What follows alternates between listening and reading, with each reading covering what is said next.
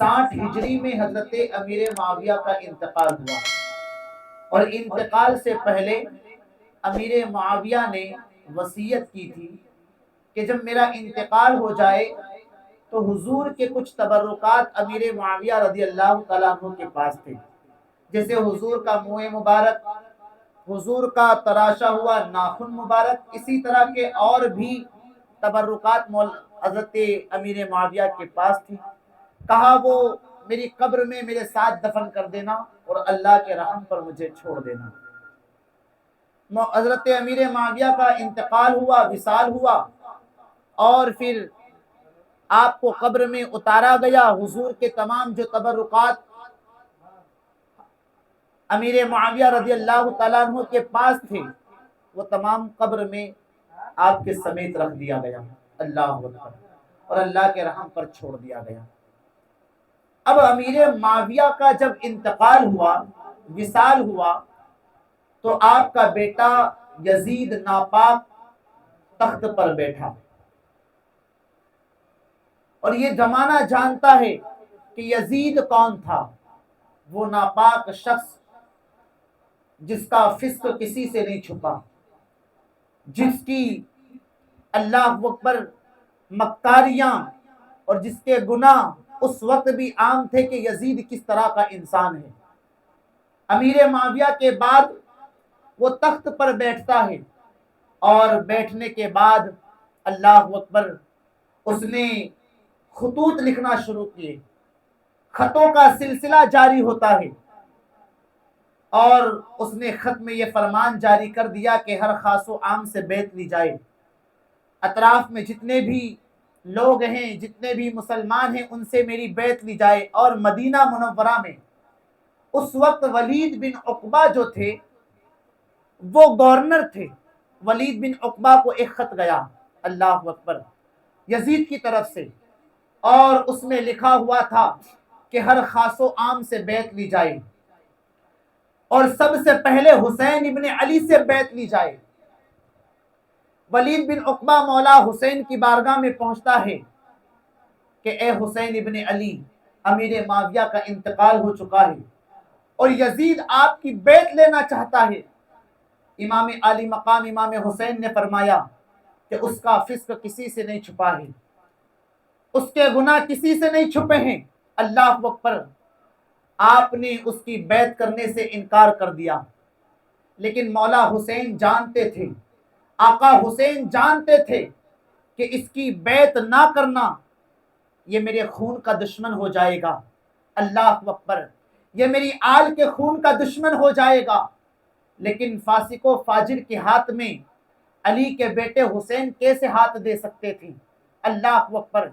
اس لیے کہ آقا حسین جانتے تھے کہ اگر میں نے ہاتھ یزید کے ہاتھ پر دے دیا تو جو اس کے کام ہے شراب پینا، اللہ اکبر، اور زنا کرنا، اور اسی طرح کی جو برائیاں اس کے اندر پائی جاتی ہے، میری بیعت ہی اس کے لیے یہ دلیل بن جائے گی۔ آقا حسین نے منع فرما دیا۔ درود پاک پڑھیں، تھوڑا ایکو کرو، تھوڑا ایکو کر دو، چلے گا پہلے جیسا۔ آقا حسین جانتے تھے کہ اللہ اکبر، جو شریعت مصطفیٰ اپنے نانا جان کی تھی، جس دین کو حضور نے حضور کے صحابہ نے پھیلایا تھا، وہ دین کا نقشہ مٹ جائے گا اور اسے دھرم بھرم کر دیا جائے گا۔ امام عالی مقام امام حسین نے بیعت کرنے سے انکار کر دیا، اللہ اکبر۔ لیکن اب مدینہ کے حالات بگڑ چکے تھے، بلکہ مدینہ کے حالات ایسے ہو چکے تھے کہ اب امام عالی مقام کو وہاں سے ہجرت کرنا تھا، کہ اب مدینہ میں نہیں رہنا ہے، اللہ اکبر۔ آقا حسین پہنچے، کہاں پہنچے؟ نانا رسول کی بارگاہ میں پہنچتے ہیں۔ اے میرے نانا جان، آپ کا نواسا حسین اب آپ کے شہر کو چھوڑ کر جا رہا ہے، آپ کے مدینہ کو چھوڑ کر جا رہا ہے۔ اے میرے نانا، جس حسین کو آپ کاندھوں پر بٹھایا کرتے تھے، وہ حسین شہر مدینہ کو چھوڑ کر جا رہا ہے۔ اے میرے نانا، آپ کی پشت پر جو حسین چڑھ جاتا تھا، آج وہ حسین شہر مدینہ کو چھوڑ کر جا رہا ہے۔ میرے عزیزو، بتاؤ کیا کیفیت رہی ہوگی۔ بلکہ آج ہر عاشق دعا کرتا ہے، دکھا دے یا الہی وہ مدینہ کیسی بستی ہے، دکھا دے یا الہی وہ مدینہ کیسی بستی ہے جہاں پر رات دن مولا تیری رحمت برستی ہے۔ اب وہ میرے حسین حضور کا شہر چھوڑ رہے ہیں۔ ذرا تصور کریں اللہ اکبر کے اس وقت گنبد خضرا میں میرے سرکار پر کیا بیتی ہوگی۔ حسرت بھری نگاہوں سے روضہ رسول کو دیکھتے ہیں اور پھر امی جان ماں بی بی فاطمہ زہرا کی مزار پر پہنچتے ہیں، فرماتے ہیں اے میری ماں فاطمہ زہرا، اب آپ کا حسین جو ہے مدینہ سے جا رہا ہے، جس حسین کو آپ نے چکی چلا کر پالا ہے، جس حسین کو بڑی نازوں سے پالا ہے، اب وہ حسین شہر کو چھوڑ کر جا رہا ہے۔ اسی طرح پھر بھائی حسن کی مزار پر آئے، یہاں بھی سلام پیش کرتے ہیں، ماں فاطمہ زہرا کی مزار پر بھی سلام پیش کیا۔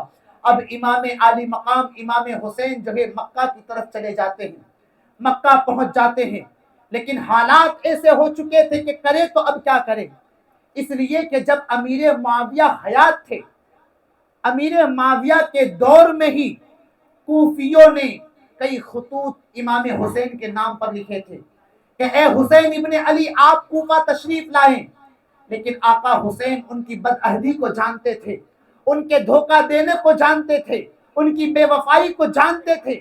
امیر معاویہ حیات تھے تو کوئی مسئلہ ہی درپیش نہیں آتا تھا، لیکن اب امیر معاویہ کا وصال ہو چکا ہے، ناپاک بیٹا تخت پر بیٹھ چکا ہے، اور اگر اس وقت آپ جو ہے، اس لیے میں کہہ رہا ہوں کہ کوفہ والوں نے امیر معاویہ کے وصال کے بعد 150 خط امام حسین کی بارگاہ میں بھیجے اور کہا اے حسین ابن علی اب آپ کوفہ تشریف لائیں، ہم آپ کے ہاتھوں میں بیعت کرنا چاہتے ہیں، ہم آپ کے نام پر اپنی جانوں کو لٹانا چاہتے ہیں، آپ کے قدموں میں ہم سب کچھ قربان کرنا چاہتے ہیں، ہم یزید کے ہاتھ پر بیعت نہیں کرنا چاہتے۔ امام عالی مقام اب کیا کرتے حسین ابن علی، اس لیے کہ امیر معاویہ حیات کے اس وقت آپ نہیں گئے، لیکن اب اگر آپ نہیں جاتے ہیں تو بات یہ ہوئی کہ کوئی قوم ایسی ہے جو آپ پر اعتماد کرتی ہے، یقین کرتی ہے، آپ کو اس کا مستحق سمجھتی ہے اور آپ کے ہاتھ پر وہ ہاتھ دینا چاہتی ہے، لیکن آپ اس قوم کو چھوڑ دیں تو بات یہ ہو جاتی ہے کہ کسی ظالم و جابر کے حوالے کر دینے کا مطلب نکلتا ہے۔ کوئی مسئلہ ہی نکل نہیں رہا تھا کہ اب کیا کیا جائے۔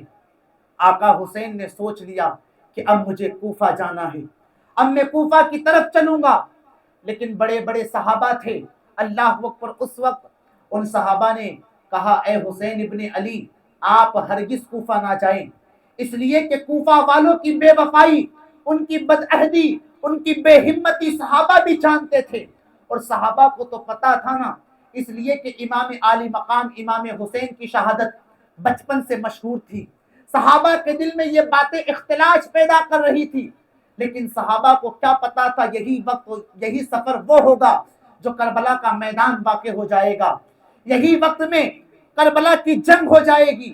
صحابہ نے انکار فرمایا، لیکن اب کوئی صورت حال نہیں نکل رہی تھی، کوئی عذر شرعی نہیں مل رہا۔ صحابہ نے کہا اے حسین ابن علی ایک کام کریں، آپ کسی کو اپنا جانشین بنا کر بھیج دیں، کسی کو اپنا نائب بنا کر بھیج دیں، اس سے کوفہ والوں کی جو ہے حالات سے ہم باخبر ہو جائیں گے، کوفہ والے کیا چاہتے اس بات کا بھی ہمیں علم ہو جائے گا۔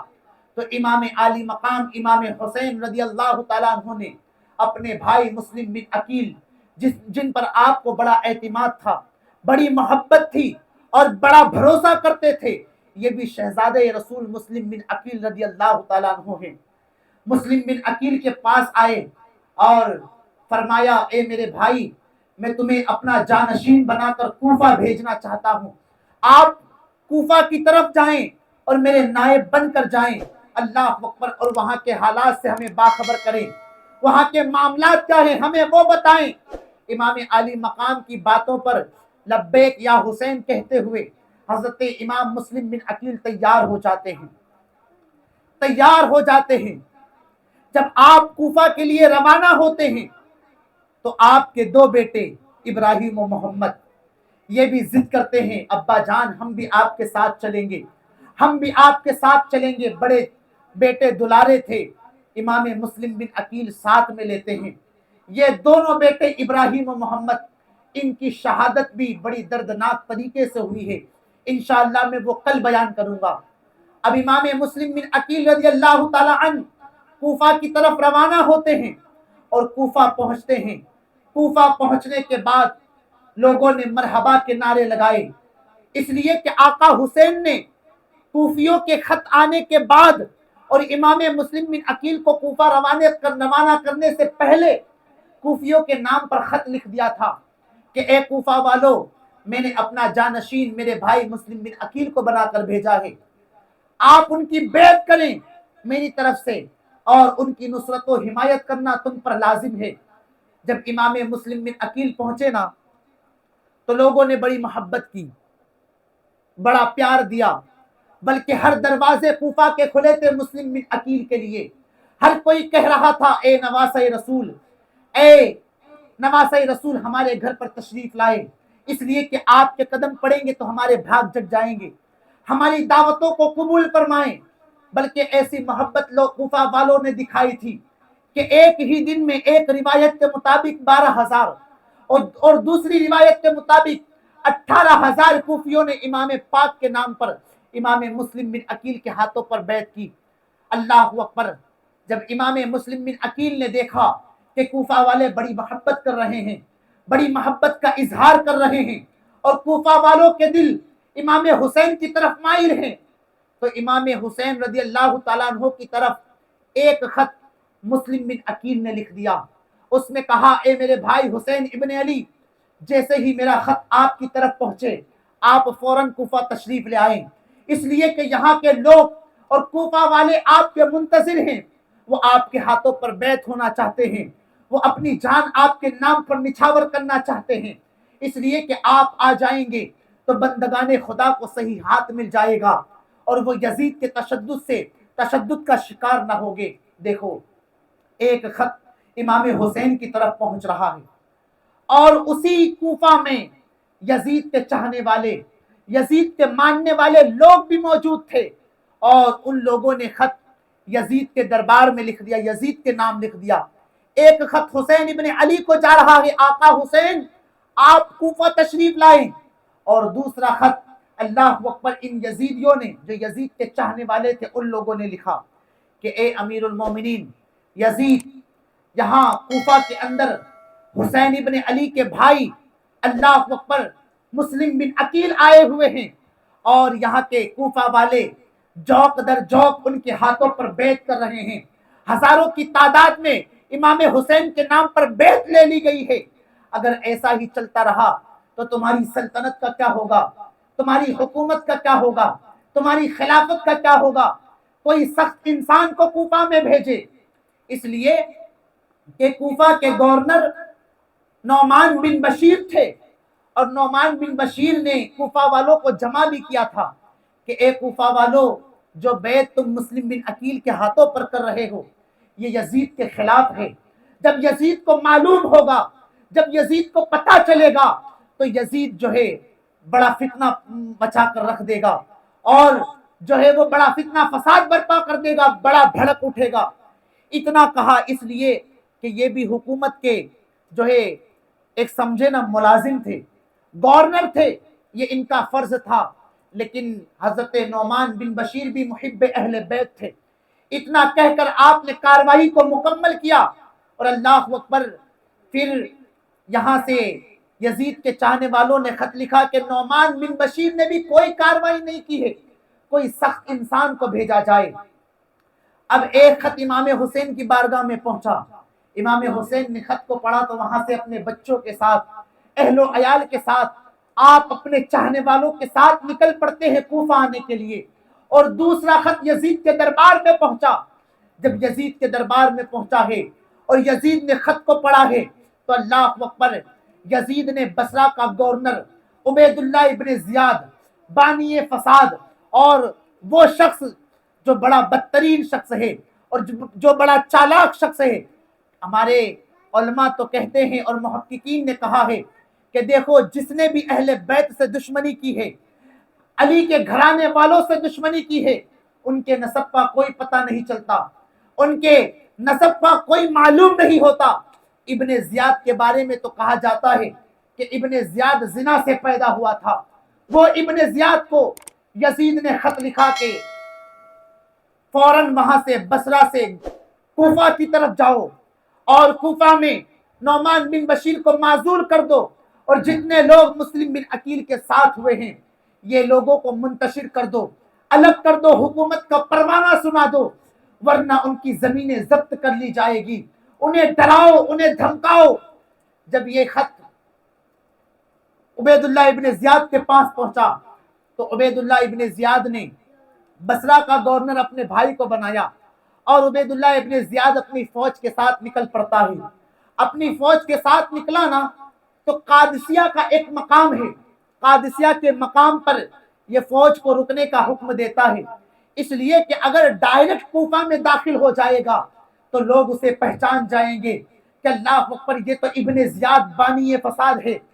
تو اس نے یہ سوچا کہ میں اس انداز سے کوفہ میں داخل ہو جاؤں کہ کوفہ والوں کو پتہ بھی نہ چلے، تو اس نے تدبیر یہ بنائی کہ میں کوفہ کے اندر عشاء اور مغرب کے درمیان داخل ہو جاؤں گا، اس لیے کہ اس وقت اندھیرا ہوتا ہے، روشنی کا اتنا انتظام اس وقت شاید نہیں ہوتا تھا، چراغوں کا زمانہ تھا۔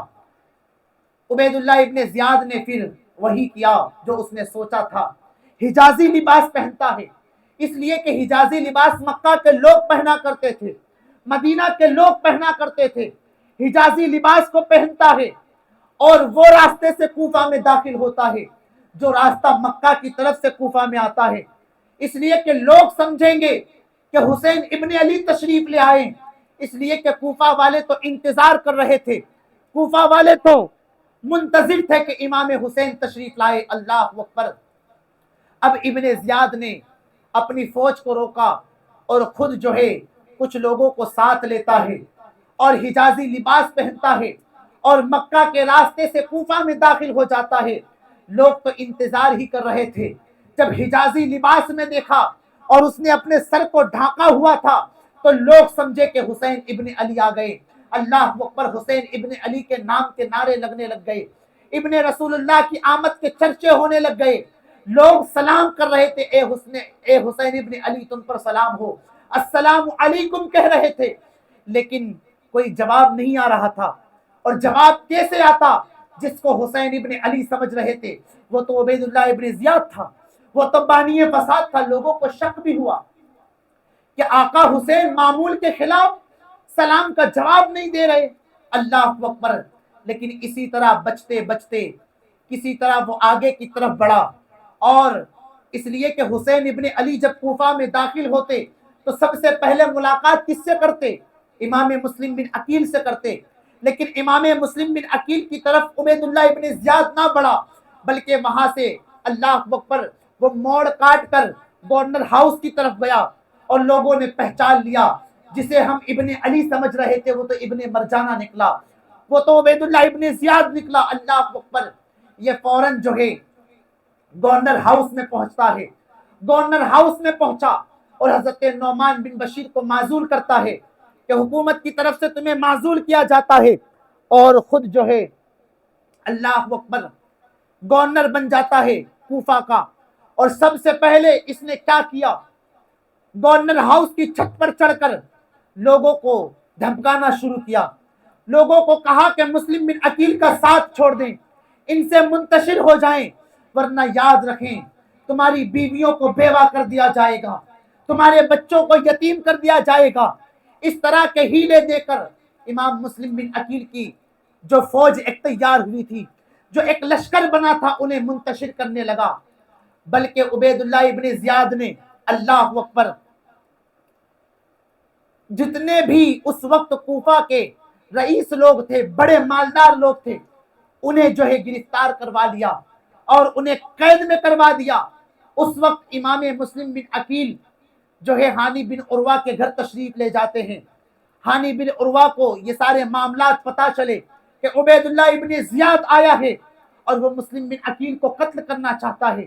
امام مسلم بن عقیل ہانی بن عروہ کے گھر پہنچے تو امام پاک سے بڑی محبت ہانی بن عروہ کرتے تھے، امام مسلم بن عقیل سے اہل بیت کے بڑے محب تھے، تو انہیں چھپایا اور سارے حالات بتائے۔ اے امام پاک، اے مسلم بن عقیل، ایسے ماحول ہے کوفہ کے، اللہ اکبر۔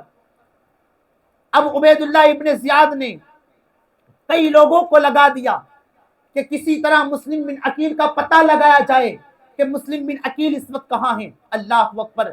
لیکن ہانی بن عروہ نے چھپا کر رکھا تھا، بلکہ ہانی بن عروہ اپنے مکان کے باہر گیٹ پر اپنے دروازے پر بیٹھے رہتے اور پہرا دیا کرتے تھے۔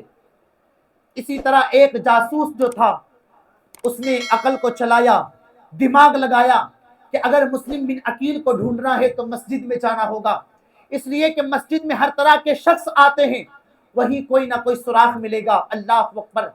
ایک جاسوس مسجد میں آیا تو ایک جو ہے بزرگ بیٹھے ہوئے تھے، ان کا نام حضرت مسلم بن اوسجہ تھا۔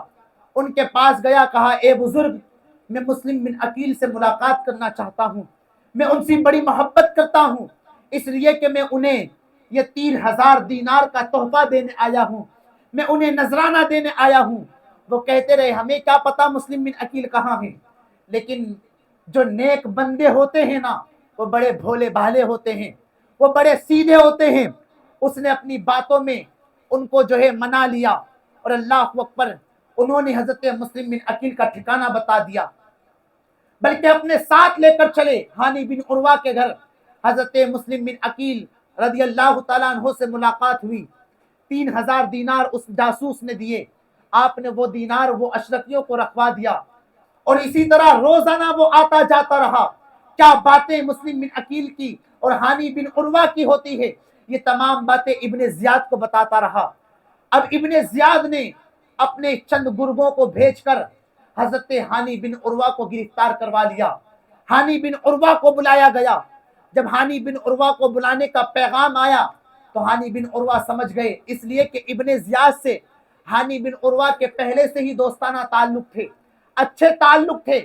جب پیغام حکومت کا آیا، گورنر کا آیا، تو حضرت ہانی بن عروہ نے امام مسلم بن عقیل سے فرمایا، کہا کہ اب حالات اچھے نظر نہیں آتے، ضرور بات کوئی نہ کوئی ضرور ہوگی، اللہ اکبر، آپ اپنا دھیان رکھنا، آپ اپنی حفاظت کرنا۔ اتنا کہہ کر ہانی بن عروہ جو ہے گورنر ہاؤس میں پہنچتے ہیں۔ پہلے ابن زیاد سے ملاقات ہوتی تھی تو ابن زیاد بڑے اچھے انداز میں ملتا تھا، لیکن آج ہانی بن عروہ کو دیکھ کر ابن زیاد کچھ بدلا نظر آ رہا ہے، بلکہ کہتے ہیں کہ ہانی بن عروہ کے سلام کا جواب بھی ابن زیاد نے نہیں دیا، اور ابن زیاد سے پوچھا گیا، ہانی بن عروہ نے کہا کہ آپ بڑے بدلے نظر آتے ہیں، تو ابن زیاد نے کہا اے ہانی بن عروہ، آپ جو ہے اپنے گھر میں مسلم بن عقیل کو پناہ دیے ہوئے ہیں اور حکومت کے خلاف سازش کرتے ہیں۔ حضرت ہانی بن عروہ نے کہا کہ یہ کون کہتا ہے کہ ہم نے مسلم بن عقیل کو پناہ دی ہے؟ اب لوگ یہاں پر بھی دماغ دوڑائیں گے، دیکھو یہ لوگ جھوٹ کہہ رہے تھے، اور جھوٹ کہنا حرام ہے، گناہ ہے، لیکن یاد رکھو ایک مقام ایسا آتا ہے جہاں پر جان بچانے کی بات آئے تو وہاں مولا کی جھوٹی قسم کھا کر بھی جان کو بچایا جا سکتا ہے، بلکہ مردار کا گوشت کھا کر بھی جان کو بچایا جا سکتا ہے۔ بہرحال ہانی بن عروہ نے کہا کہ ہمیں ایسا کوئی علم نہیں کہ مسلم بن عقیل کہاں ہے، لیکن جیسے ہی وہ جاسوس کو بلایا گیا جو ہانی بن عروہ کے گھر آتا جاتا تھا، ہانی بن عروہ جب اس جاسوس کو دیکھتے ہیں تو کپ کپا گئے، اللہ اکبر۔ اور ابن زیاد نے کہا کہ آپ اس کو بھی نہیں جانتے؟ جب جاسوس کو ہانی بن عروہ نے دیکھا تو ساری باتیں کہہ دی کہ ہاں میں نے مسلم بن عقیل، اور میں انہیں لے کر نہیں آیا بلکہ خود وہ چل کر میرے گھر پر آئے ہیں۔ یہ ظاہر سی بات ہے، امام مسلم بن عقیل جب ہانی بن عروہ کے گھر گئے تھے تو آپ تھوڑے ناراض بھی نظر آ رہے تھے، کیونکہ حالات ایسے کوفہ کے ہو گئے تھے۔ کہا وہ ابن رسول ہے، میرے گھر چل کر آئے تو میں انہیں منع کیسے کر سکتا ہوں، اللہ اکبر۔ اس طرح کہا ابن زیاد نے کہا امام مسلم بن عقیل کو ہمارے حوالے کر دیا جائے۔ ہانی بن عروہ نے کہا کہ نہیں، میں انہیں ہرگز تمہارے حوالے نہیں کر سکتا، اس لیے کہ وہ ابن رسول اللہ ہیں، وہ رسول اللہ کے گھر والے ہیں، وہ اہل بیت ہیں، اپنی جان تو دے سکتا ہوں لیکن اللہ کے اوپر اہل بیت سے غداری نہیں کر سکتا۔ ہانی بن عروہ کو اتنی لاٹھیاں ماری گئی کہ آپ کو زخمی کر دیا گیا، اور زخم اتنا ہو گیا کہ آپ کے جسم سے خون نکلنا شروع ہوتا ہے، بلکہ آپ کے کپڑے خون میں تر ہو گئے۔ اور باہر خبر یہ پھیل گئی کہ ہانی بن عروہ کو شہید کر دیا گیا ہے، انہیں قتل کر دیا گیا ہے۔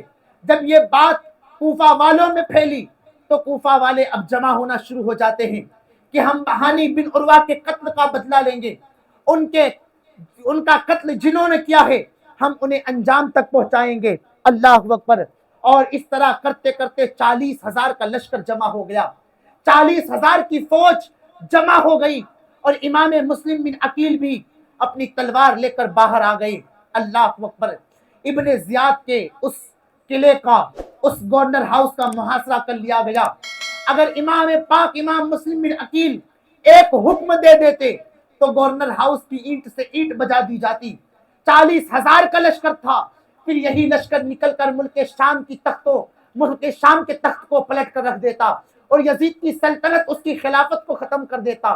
لیکن یہ علی کے گھر والے ہیں، یاد رکھنا مولا علی کا گھر وہ ہے کہ جہاں پر یہ اپنی مرضی سے تلواروں کو لے کر میدان میں نہیں آتے، بلکہ انہیں مجبور کر دیا جاتا ہے، یہ مجبور ہو کر تلواریں نکالتے ہیں۔ اس لیے میں بتاؤں کہ دیکھو، جب بھی اختیار آل رسول کے پاس آیا، انہوں نے درگزر فرمایا ہے، انہوں نے معاف فرمایا ہے۔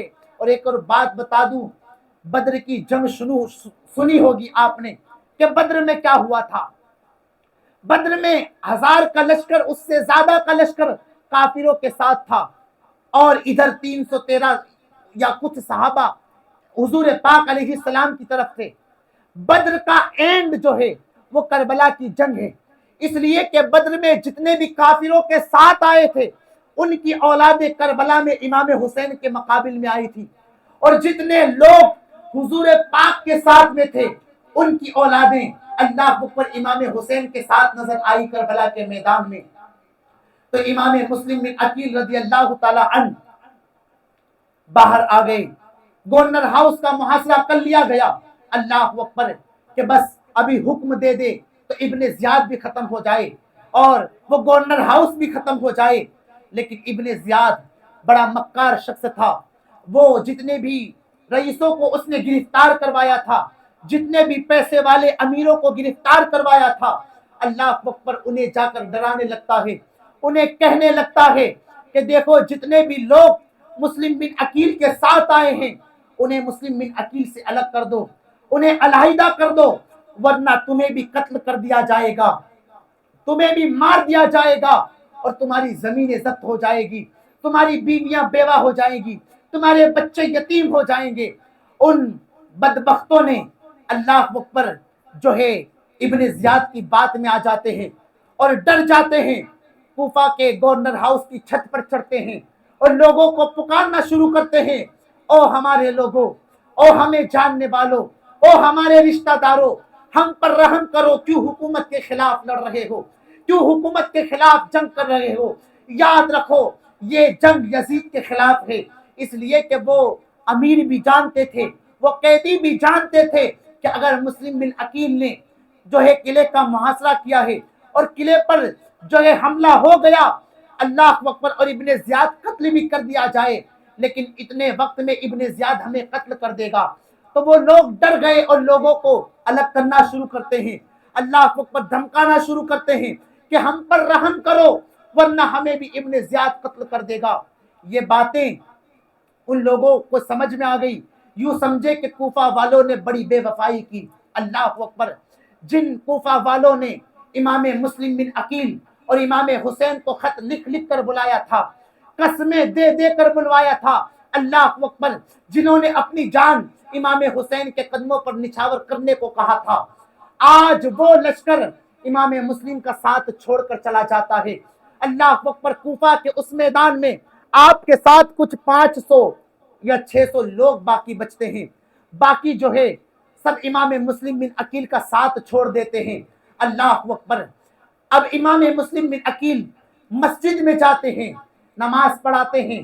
اللہ اکبر، آپ نماز کے لیے کھڑے ہوئے اور جیسے ہی آپ سلام پھیرتے ہیں، کچھ جو 500 600 لوگ بچے تھے وہ بھی مسلم بن عقیل کا ساتھ چھوڑ دیتے ہیں، وہ بھی چھوڑ دیتے ہیں۔ اللہ اکبر، اب ایک پردیسی کی طرح امام مسلم بن عقیل کوفہ میں ہیں کہ اب تمام کوفیوں نے اپنے دروازے بند کر لیے ہیں، جن کوفیوں نے اللہ اکبر دعوت پر دعوت دی تھی، اپنے دروازے امام مسلم بن عقیل کے لیے کھول کر رکھے تھے، آج وہ کوفیوں نے اپنے دروازے بند کر لیے ہیں۔ یاد رکھنا یہ کوفیوں کی بے وفائی، یہ ان کی بد عہدی، یہ ان کی بے ہمتی اللہ اکبر قیامت تک منبروں سے بیان کی جائے گی۔ جنہوں نے آل رسول اللہ کو قسمیں دے دے کر بلوایا، لیکن آج کوفہ کے میدان میں اور آپ کا ساتھ چھوڑ کر چلے جاتے ہیں۔ یاد رکھو امام مسلم بن عقیل کے ساتھ دو شہزادے ہیں، ابراہیم و محمد، اللہ اکبر۔ اب دو شہزادے بھی امام مسلم بن عقیل کے ساتھ ہیں، اللہ اکبر۔ اب سر پر کوئی چھت نہیں ہے، آج کوفہ والوں نے مسلم بن عقیل کے لیے دروازے بند کر لیے ہیں۔ امام مسلم بن عقیل کو پیاس لگتی ہے، پیاس کی شدت ہوتی ہے، اللہ اکبر۔ آپ گھومتے گھومتے ٹہلتے ٹہلتے ایک خاتون کے گھر پر پہنچتے ہیں۔ وہ خاتون باہر بیٹھی تھی، اللہ اکبر، جس کا نام توآ بتایا جاتا ہے۔ توآ خاتون سے کہا ہے، اے مائی کا پانی کے چند قطرے مل جائیں گے، اے مائی کا پانی ہمیں مل سکتا ہے۔ اللہ اکبر، ساقی کوثر کے نواسے آج پانی مانگنے پر مجبور ہے، کہا اے مائی کچھ پانی مل جائے۔ اللہ اکبر، وہ مائی توآ نے پانی کا انتظام کیا، پانی پلاتی ہے، اور پانی پلانے کے بعد امام مسلم بن عقیل وہیں پر بیٹھ جاتے ہیں۔ اللہ اکبر، توآ خاتون نے کہا ہے، اے شخص جاؤ، گھر کو کیوں نہیں جاتے؟ چلے جاؤ، یہاں کے حالات اچھے نہیں ہیں، یہاں کا ماحول اچھا نہیں ہے۔ لیکن مسلم بن عقیل جاتے تو کہاں جاتے، آنکھوں میں امڈتے ہوئے آنسو تھے۔ اللہ اکبر، آپ رو رہے تھے، اور رو اس لیے نہیں رہے تھے کہ کوفہ والوں نے میرے ساتھ بے وفائی کی ہے، رو اس لیے رہے تھے کہ امام حسین کو خط پہنچ گیا ہوگا، آقا حسین خط کو پڑھیں گے تو لبیک کہتے ہوئے اپنے اہل و عیال کے ساتھ، بیویوں کے ساتھ، بچوں کے ساتھ کوفہ آ جائیں گے۔ اور کوفہ کے حالات ایسے ہیں، آپ یہ سوچ سوچ کر رو رہے تھے کہ امام حسین کے ساتھ، اہل بیت کے ساتھ یہ ظالم کا سلوک کریں گے۔ امام مسلم بن عقیل جو ہیں نظریں جھکا کر بیٹھے ہوئے ہیں۔ تو خاتون نے کہا ہے، اے شخص سنتے نہیں کہ ماحول میں کہتی ہوں اچھا نہیں ہے، آپ چلے جائیں۔ تو مسلم بن عقیل کہتے ہیں، اے خاتون، میرا یہاں پر کوئی گھر نہیں ہے، میرا یہاں پر کوئی مکان نہیں ہے، میں مسافر ہوں، اور کہتے ہیں کہ میں عقیل کا بیٹا مسلم ہوں۔ جب آپ نے کہا ہے تو توآ خاتون حیرت کی نگاہوں سے دیکھتی ہے، اس لیے کہ توآ بھی محب اہل بیت تھی، اہل بیت سے محبت کرنے والی خاتون تھی۔ اس توآ نے کہا ہے، اے مسلم بن عقیل، اے شہزادے رسول، ہمارے گھر میں تشریف لائے، ہمارے مقدر جگیں گے، ہماری دعوت کو قبول فرمائیں۔ امام مسلم بن عقیل توآ کے گھر پر آتے ہیں۔ توآ خاتون نے کھانے کا انتظام کیا ہے، لیکن مسلم بن عقیل نے کھانے کو نہیں کھایا، کیونکہ یہی غم ستا رہا تھا، یہی دکھ تھا، اور یہی خیال تھا امام پاک آتے ہوں گے، امام حسین آتے ہوں گے۔ آپ یہ سوچتے کہ کسی طرح کسی قاصد کو پہنچا دیا جائے کہ اے حسین ابن علی، آپ ہرگز یہاں تشریف نہ لانا، لیکن کوفہ والوں نے تو ساتھ چھوڑ دیا ہے، اب خط لے کر جائے تو جائے کون، قاصد بنے تو بنے کون۔ امام مسلم بن عقیل نے کھانا نہیں کھایا، لیکن وہ توآ خاتون تھی نا، اس کا بیٹا بلال، وہ ابن اشعت کا گرگا تھا، ابن اشعت کا گرگا تھا، اس کا گنڈا تھا، اس کا ساتھی تھا۔ بلال جب آیا اپنے مکان پر تو توآ خاتون نے کہا، اے بیٹے، آج تو ہمارے بھاگ جگے، آج تو ہماری تقدیریں چمکی، اس لیے کہ آل رسول کا قدم ہمارے گھر پر پڑا ہے، مسلم بن عقیل ہمارے گھر پر تشریف لائے ہیں۔ اللہ اکبر، جیسے ہی اس کے ابن اشعث کے گرگے نے سنا تو وہ بڑا خوش ہوتا ہے، اس لیے کہ اسے پتا ہے عبید اللہ ابن زیاد مسلم بن عقیل کو تلاش کر رہا ہے۔ کتنے لوگ مسلم بن عقیل کو تلاش کر رہے ہیں۔ اللہ اکبر، صبح کو جو ہے یہ بلال توآ خاتون کا لڑکا، اس نے ابن اشعث کو بتا دیا، اور اللہ اکبر کہ مسلم بن عقیل جسے تم تلاش کر رہے ہو وہ کوئی کہیں اور نہیں بلکہ میرے گھر پر ہیں۔ اللہ اکبر، جب یہ بات سنی ہے تو ابن زیاد نے جو ہے ابن اشعث کو کہا ہے کہ جاؤ مسلم بن عقیل کو گرفتار کر کے لاؤ۔ اللہ اکبر، امام مسلم بن عقیل کو گرفتار کرنے کے لیے 150 فوجی جو ہے مسلم بن عقیل کا محاصرہ کرتے ہیں۔ تو خاتون کے گھر کو گھیرتے ہیں۔ میں نے اس سے پہلے بھی کہا ہے، آل رسول مجبوری میں آ کر تلوار کو اٹھاتے ہیں، ورنہ انہوں نے ہمیشہ درگزر کیا ہے۔ بلکہ مولا علی بھی فرماتے ہیں جب ہمیں اختیار ملا تو ہم نے معاف کیا، ہم نے جو اختیار ملا تو ہم نے معاف کیا، درگزر کیا، لیکن جب بھی ان لوگوں کے پاس اختیار آیا ہے انہوں نے اہل بیت کے ساتھ ظلم کیا ہے، انہوں نے اہل بیت کے ساتھ دغا کی ہے، انہوں نے اہل بیت کے ساتھ بے وفائی کی ہے۔ آپ دیکھیں نا، میں نے کہا نا، بدر میں جتنے کافروں کے ساتھ تھے ان کی اولاد کربلا میں تھی، تبھی تو اللہ اکبر، کربلا کے بعد یزید نے جو شعر کہا تھا کہ ہم نے بنو ہاشم سے بدلہ لے لیا ہے، اس لیے کہ بدر کی جنگ میں اکیلے مولا علی نے کئی کافروں کو واصل جہنم فرمایا تھا، تو یہ لوگ وہ جنگ کا بدلہ لینا چاہتے تھے۔ اب مسلم بن عقیل کا گھیراؤ ہوا، گھیر لیا گیا، آل رسول شہزادہ رسول تلوار لے کر باہر آتے ہیں، اب آپ پر حملے کیے جا رہے ہیں، لیکن پھر آپ نے بھی اس قدر حملے کیے ہیں ان یزیدیوں پر، اس کے گرگوں پر، کہ اللہ اکبر، کتنوں کو تو واصل جہنم کر دیا، کتنے تو واصل جہنم ہو گئے۔ اللہ اکبر، کوئی چھت پر چڑھ کر پتھر مار رہا تھا تو کوئی کیا کر رہا تھا، لیکن کسی طرح بھی کوئی قابو نہ پا سکا، اس لیے کہ علی کا گھر بھی وہ گھر ہے جس گھر کا ہر ایک بچہ جہاں پیدا ہوا شیر خدا معلوم ہوتا ہے۔ وہ جانتے تھے ان سے تلوار کے بلبوتے پر نہیں جیتا جا سکتا، ان سے نیزے اور بھالے کی بنیاد پر نہیں جیتا جا سکتا، ان سے جیتا جا سکتا ہے تو صرف دھوکہ دے کر جیتا جا سکتا ہے۔ مسلم بن عقیل پر بھی کئی حملے ہوئے، آپ کا جسم جو ہے لہو سے تر ہوا، آپ کے ہونٹ پر کئی زخم لگے، آپ کے دانت مبارک نازک ہو گئے۔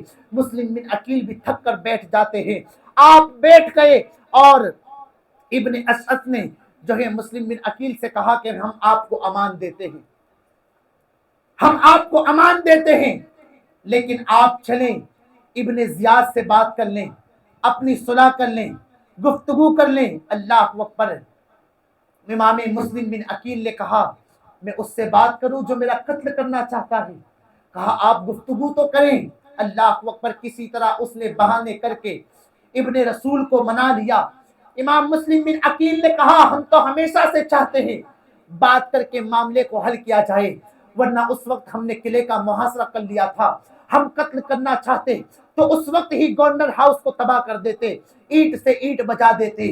اللہ اکبر، لیکن دیکھو ان لوگوں نے دھوکہ دیا امام مسلم بن عقیل کو، امان دینے کی بات کرتے ہیں، لیکن جیسے ہی امام مسلم بن عقیل کھچر پر سوار ہوتے ہیں، کسی ایک یزیدی نے آپ کے خنجر کو نکال لیا۔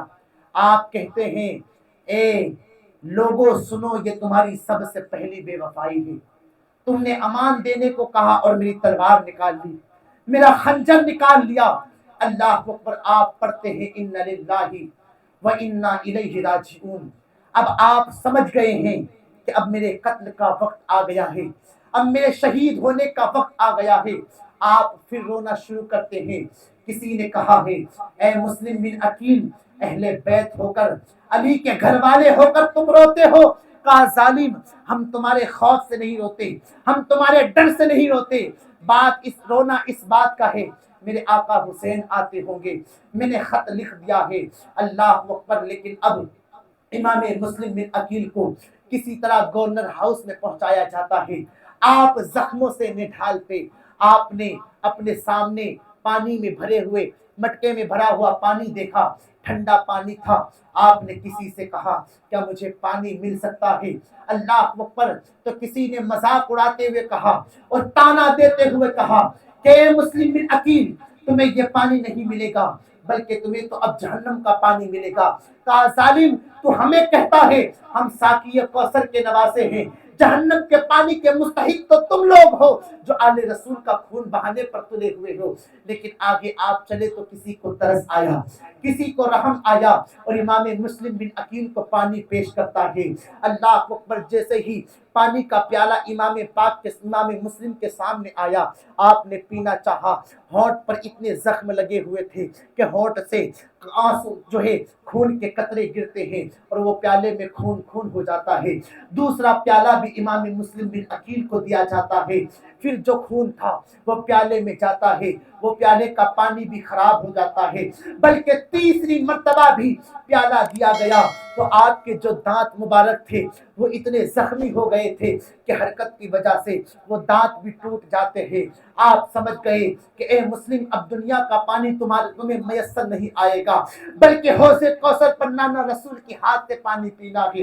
امام مسلم بن عقیل نے وہ پانی کو چھوڑ دیا کہ اب دنیا کا پانی میسر نہیں ہے۔ اللہ اکبر! اب ابن زیاد کے پاس لے جایا جاتا ہے۔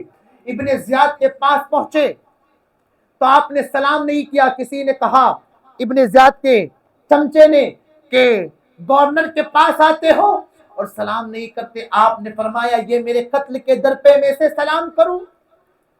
یہ مجھے قتل کرنا چاہتا ہے اور میں اسے سلام کروں؟ ارے زندگی باقی رہی تو بہت سلام ہو جائیں گے، بہت دعائیں ہو جائے گی۔ اللہ اکبر!